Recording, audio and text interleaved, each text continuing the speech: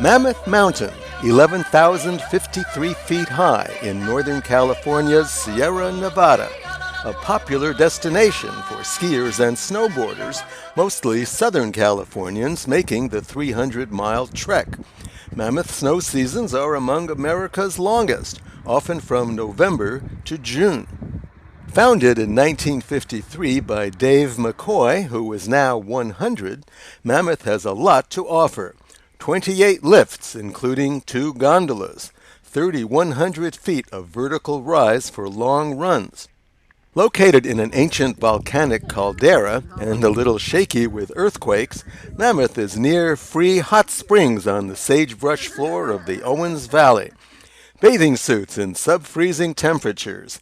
For many Southern Californians, the only hassle about Mammoth is the tedious 5 to 6 hour drive up and back on U.S. Highway 395 through long stretches of the Mojave Desert, still only 2 lanes here and there with giant trucks barreling at your car or your ski club bus. For motorists like my wife Irma and me, a consolation prize north of the Mojave is the dramatic eastern escarpment of the Sierra, soaring up to 14,000 feet with glimpses of Mount Whitney. But there is an option to the long road trip: air service. Alaska Airlines flies to the town of Mammoth Lakes from Los Angeles and San Diego, and United from San Francisco and Denver. To compare the 2 modes of transport in time, money, and convenience, Irma and I pay $180 each for a round trip from Los Angeles International Airport, LAX. Arriving at Terminal 6 barely in time for Alaska Flight 2194 at 8:55 a.m., we are loaded with skis, boots, poles, and 2 heavy bags of ski clothing. To lure skiers and boarders out of their SUVs, Alaska charges no fees for up to 3 bags. Alaska's sister airline Horizon Air operates the 1-hour Mammoth flights with 76-seat Canadian Bombardier Q400 turboprops. We are looking forward to a prime advantage of flying, at least a full afternoon of skiing on day 1.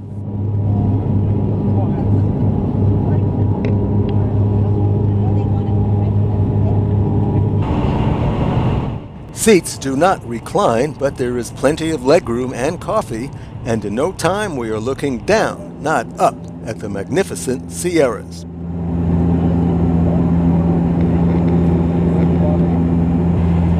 Those thin threads running down the right side of this view are the lanes of US 395. Pitying those poor devils down there with their 65-mile-an-hour speed limit, Irma and I are feeling pretty smug up in the sky.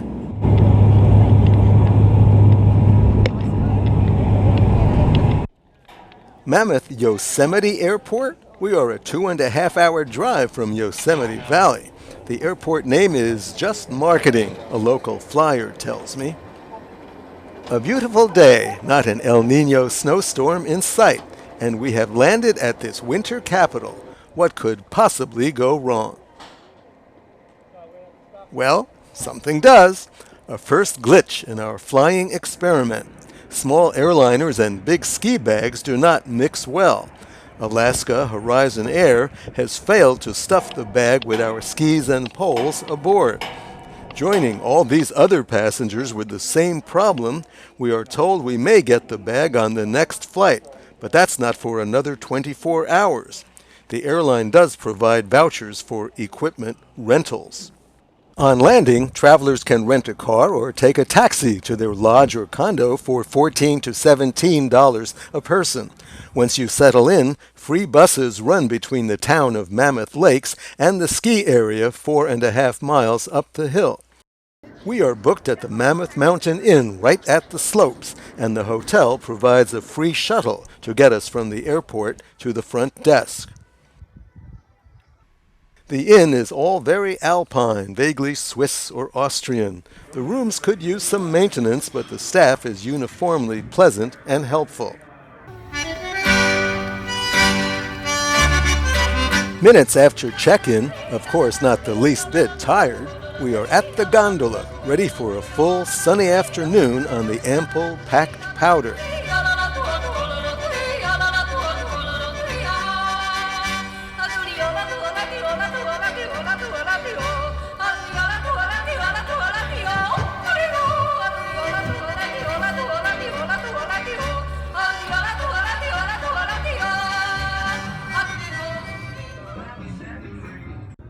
On the climb, a view of the spiky stone pinnacles called the minarets.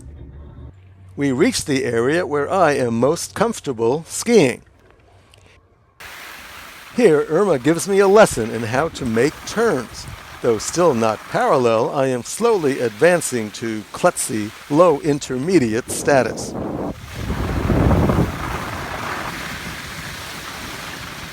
Give us a smile.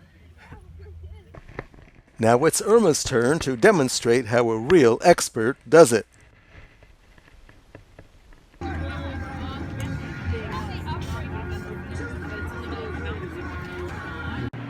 After day 2 of skiing, happy news! Our ski bag has finally arrived at the lodge. Day 3. After almost a full day of skiing, the shuttle carries us back to the airport.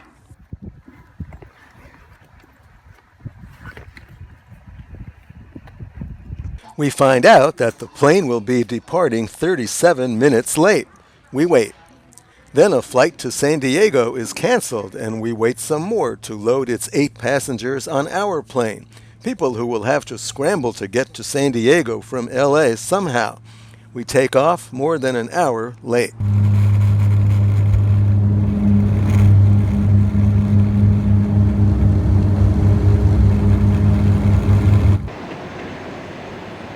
Only 55 minutes down to LA, just enough time to tote up the relative advantages of flying and driving. Door to door, from the hotel to our house, we have saved only 30 minutes by flying, with all the security lines, the waiting, the 1-hour flight lateness. Also, figuring in 3 days of airport parking and the air tickets, is flying worth it? Irma thinks it is. I am not so sure. Maybe that boring drive returning into soul-killing LA traffic jams is a better bet after all.